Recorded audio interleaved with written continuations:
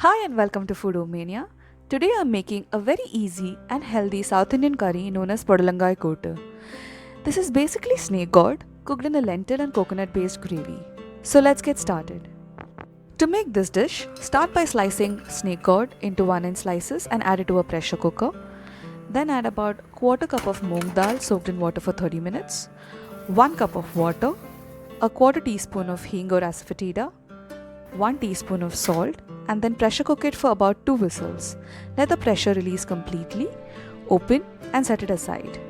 Now let's get ready to make the coconut base. To a mixer, add half a cup of freshly grated coconut, 2 tablespoons of black peppercorns, and then grind it coarsely.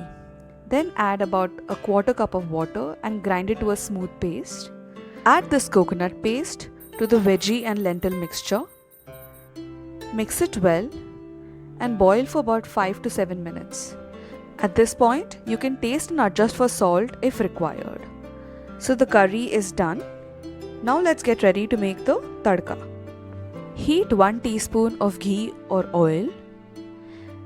Add 1 tablespoon of urad dal and let it turn golden. 1 teaspoon of jeera. Once it splutters, add handful of curry leaves. Then add this tadka to the veggie mixture. Mix it well